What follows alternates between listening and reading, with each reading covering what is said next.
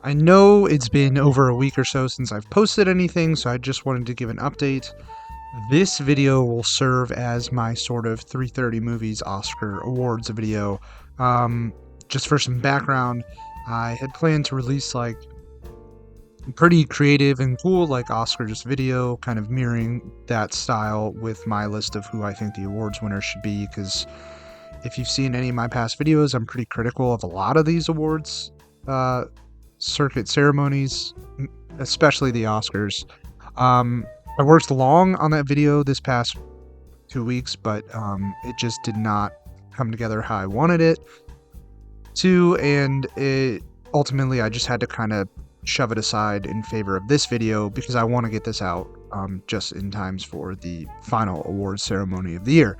So this is going to be that video. So we're going to do the awards that I've chosen, and also just talk about some criticism of the Oscars that I think are very valid, as well as some headlines that have kind of popped up over the past couple weeks about the Oscars. So like and subscribe and hit that notification bell if you haven't. And if you're new, check out the rest of the channel and let me know what you think. Let's dive into these awards.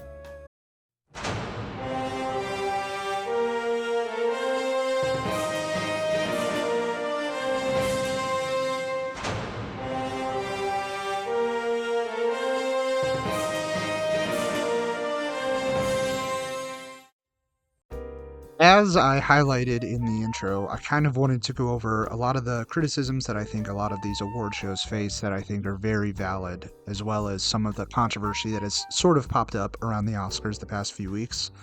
Um, I've always loved movies since I was, I mean, as long as I can remember. I grew up, just excited to watch the Oscars, the Golden Globes every year. I felt like when I was a kid, they actually meant something, as silly as that sounds. And honestly, I kind of fell off that train probably a decade ago. It all kind of started when I noticed that filmmakers like Nolan were consistently getting rejected from these high-profile award ceremony. And yes, since then, he has won Best Picture, he's won Best Director, but it took time. And we even saw this with Scorsese, constantly losing out and then being awarded for The Departed, which I love The Departed. It's a very good movie. I do not think it's Scorsese's best film. And when he won that award, the entire industry, as well as the audience and critics alike, were in agreement that that was pretty much a career win, just to notify him like, hey, we know we've screwed up in the past, so here's your Oscar, finally. And they have a long track record of doing stuff like this. So I started to stop caring less and less because I started to realize it's really just this club of these elite Hollywood actors, directors, etc. that get together and just kind of suck each other off, for a lack of a better word. And the Academy itself just seems so mired in corruption. They just constantly have these scandals that come up. They constantly, I feel like, just nominate these movies that the wide swath of audiences around the country or even the world do not see, do not care about. And a lot of these nominees and Best Picture winners are forgotten about a year or 2 years later. Like, seriously, is anyone talking about Nomadland right now? Or Coda? Like, it just seems like a lot of their agenda is to promote just either A, social issues that they seem relevant, which is fine, but be honest about that. And number two, they always kind of fall for these Oscar baity biopics. I mean, constantly. I'm not a big biopic guy. There are some really good ones, and then there are some really awful ones. Queen is my favorite band of all time. Bohemian Rhapsody, in my opinion, is an awful movie. But the Oscars loved it because it's about Freddie Mercury, it's a true story, quote unquote, and they love that kind of shit. So, it's the award circuit. I mean, we're seeing this now with Amelia Perez. Amelia Perez is not a good movie. It's pretty much objectively terrible. Zoe Saldana is the only really good part about that movie, and I feel bad that she's had to go through all this controversy around it, because she is a very talented actress. But it's just like, it's the same thing. It's just because of the messaging of that movie and the social issues that it tackles, they're like, oh, this is one of the best movies of the year, and it's not. The songs are bad, the dialogue's bad, a lot of the acting outside of Saldana is bad. And I mean, even the community that movie is aiming to support and promote doesn't like it. So I just don't understand what these award ceremonies are even doing at this point. And then, so the past couple weeks, we can move on to this, there's been controversy surrounding the Oscars. It came out from a report from Variety that there was a handful, maybe a couple, I think, Oscar voters that did not vote for Ralph Fiennes because they were under the impression, which you can just go and research this, and you probably should know this if you're an Academy voter. They were under the impression that Ralph Fiennes did not have, or already had, a Best Actor win, which he doesn't. He should. I think he's one of the more underrated actors working today. And so they didn't vote for him. But then they took those votes and put them towards Adrian Brody, who has already won for The Pianist. So some of these Academy members are now openly admitting that they don't even study or research these awards that they're supposed to be voting on.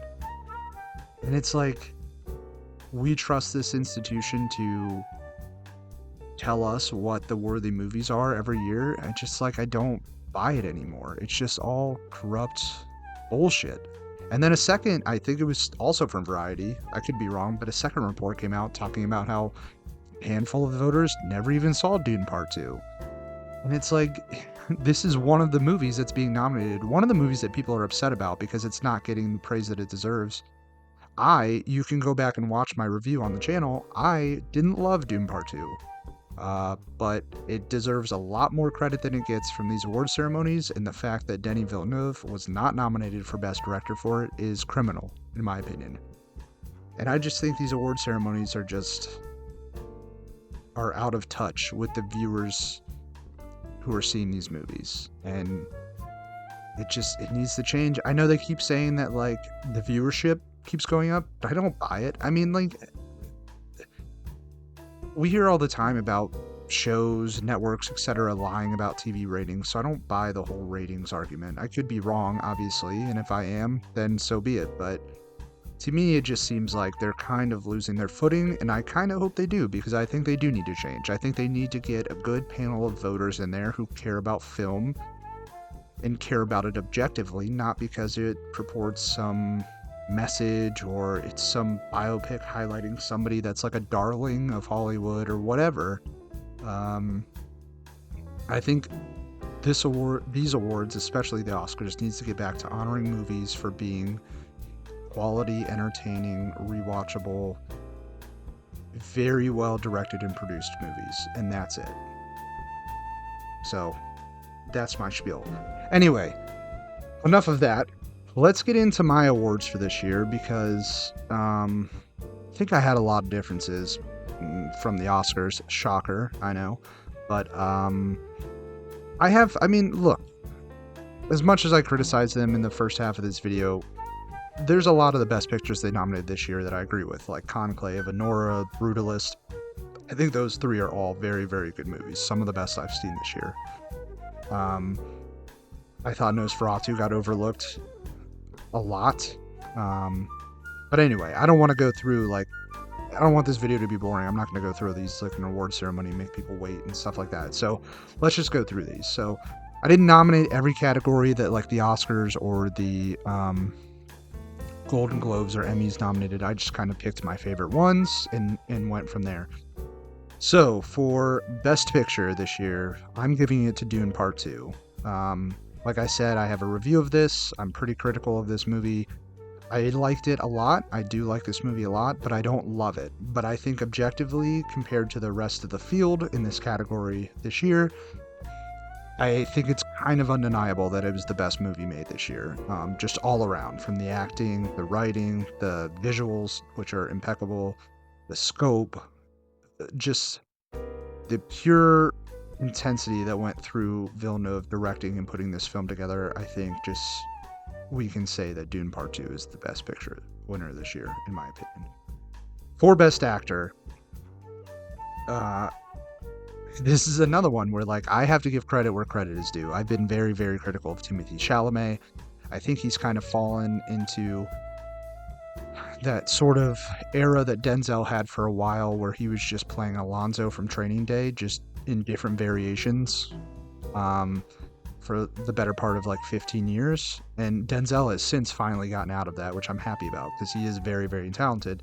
I think Chalamet's career has been that so far. He kind of plays this same brooding, piercing stare, like zero personality, over serious character in almost every movie he's in.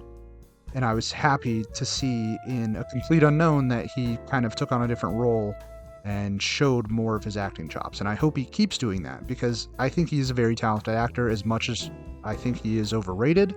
But I do hope to continue seeing him take on different roles. So for Best Actor this year, for me, it's Timothée Chalamet for A Complete Unknown. Best Actress. My pick was not even nominated, which is a shame because she was incredible.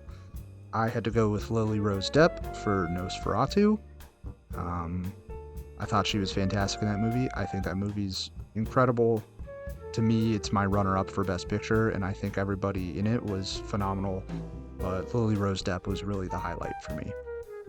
For Best Supporting Actor, I gotta go Guy Pearce for The Brutalist. I just think his presence in this movie is felt in every scene he's in. He just has this aura around him every time he's on screen. You feel like something terrible is going to happen, or he's cooking up something in his head to kind of just throw this whole film and story into disarray. And for me, I don't know. I think the Academy's supporting actor nominations this year were kind of weak. I didn't love Gladiator 2, but I think Denzel is the best part of that movie, and I thought he kind of took on a role he's never really shown before, so I thought he deserved to be nominated. I thought Hugh Jackman for Deadpool and Wolverine, as silly as that sounds, deserved to be nominated, because he just never gets any respect from the Oscars, and he's the best part of that movie. But for me, Guy Pearce just kind of knocked it out of the park in this category this year. For Best Supporting Actress, kind of alluded to it up top, Emilia Perez is an awful movie, but Zoe Saldana is incredible in it, and I think she deserves all the praise she's getting. She carries that movie on her back, and it's a shame that she had to be part of such a bad, horribly produced movie, and just embroiled in all the controversy surrounding it. So I really do hope she wins the Oscars, because she deserves it, and she's my pick for Best Supporting Actress. Best Director, again, wasn't even nominated. Unbelievable, but Denis Villeneuve for Dune Part 2. He should win this. I don't think there's an argument to be made. Just the scope of what he had to do for Dune Part 2 and how great that movie turned out to be. I think it's a no-brainer. For Best Cinematography, I'm going to go with Darren Blaschke for Nosferatu. This one was tough. It was between this or Dune Part 2. Both movies I think are incredible from a visual standpoint. I chose Nosferatu just because I think the things that Blaschke and Eggers do in that film, utilizing lighting and visuals and shadows and things like that to convey the storytelling, I think those are used to a bit more and better effect than they are in Dune Part 2. And that's nothing to take away from Dune Part 2. It's, again, it's a gorgeous movie visually, but I just think Nosferatu kind of gets the leg up here. Alright, we're going to do some quick hitters here because I don't want this video to run too long and I want to do some TV ones. So visual effects, going Dune Part 2. Set design, I don't even think it was nominated. I'm going Gladiator 2. The Colosseum rebuild was incredible. For score, we're going Daniel Blumberg, The Brutalist. I think it's a really interesting score that he kind of puts in for this film. It's got these industrial tones kind of weaved into it, and it's very cool. I enjoyed it a lot. Animated film, I'm going Wild Robot. I loved it. It's a great movie, especially as a parent. I feel like it's hard not to connect with that movie. Getting into the television awards for Best TV and Miniseries, I went with Shogun. I think I didn't pay much attention to the Emmys, but I think it kind of swept in most categories. I could be way off there, but I thought I saw that. I thought Shogun was amazing. I don't know how I feel about it coming back for a second season. I really did enjoy it as a miniseries. I kind of prefer maybe it stayed that way, but who knows? Maybe a second season will be cool. But I thought that show all around was it was beautiful, very well acted, very well directed. The sets, the costumes, everything, just amazing. For Best Actor in TV or miniseries, I think we all know we have to go with Colin Farrell for the Penguin. Just wearing all that makeup and that suit and just giving one of his career best performances. The voice, everything about it. I mean, he knocked it out of the park. I feel terrible. I really wanted to give this to Hiroyuki Sanada, but because I think he deserves just as much praise. But I think Colin Farrell just kind of took that next step. Best Actress in TV Miniseries, Christine Milioti for The Penguin. She's just equally as incredible as Colin Farrell. I think she went toe-to-toe with him that entire series and deserves all the praise that she got. Moving on to Best Supporting Actor in TV, we're going with Harrison Ford in Shrinking. Shrinking is one of those shows, I think because it's a comedy and it's a bit silly sometimes, that it doesn't get the awards love that it deserves. Harrison Ford is amazing in it. He's funny when he needs to be. He's serious when he needs to be. He has, in this second season, a very, very heart and gut-wrenching scene where he gives a speech to all of his friends about his disease and its progression, and it's heartbreaking, and he nails it. And I think he just does a great job of kind of showing every facet of his acting capabilities in this show. So I think sometimes he gets put into categories with those older actors who only do one thing, but I think he's a very talented and multifaceted performer, and I think he deserves the love for it. For Best Supporting Actress, TV or miniseries, we're going Deirdre O'Connell. Penguin's kind of sweeping these. She's amazing, just portraying this character who's slowly just having their mind degenerated and just trying to hold on to some semblance of reality. And then also you kind of get this backstory of her relationship with her son, Oz, and everything that goes into that. And she portrays every emotion incredibly and just knocks it out of the park.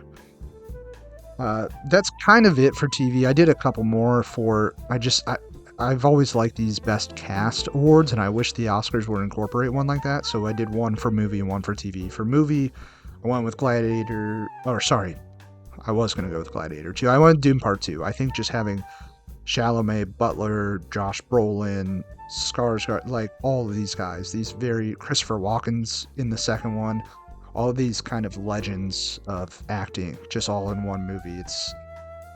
It reminds me of a lot of these teams that Nolan assembles, and Villeneuve kind of does that too. He did it with Prisoners, with Gyllenhaal, Jackman, just like he assembles these really, really enticing casts. So I think Dune Part 2 gets that one. In the last award for cast in TV, I went with The Agency. I think The Agency is a very overlooked show that's very good.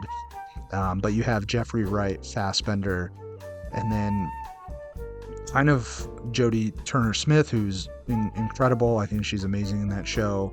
And then you just have like Richard Gere coming out of nowhere, like kind of just been away from mainstream Hollywood forever, but he returns to it, and he's great in that series as well.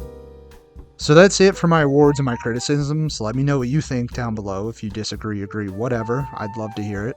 And I just wanted to put in this video, I'm going to be starting a podcast with a co-host. It should launch next week. We were going to do it this week and kind of talk about a lot of this stuff in there, but he is a little sick this weekend, so we postponed it. But watch out for that. I'll be posting it on YouTube and Spotify. It'll be called Basement Boys Podcast, so look out for that. And I'll have some more reviews coming out this week.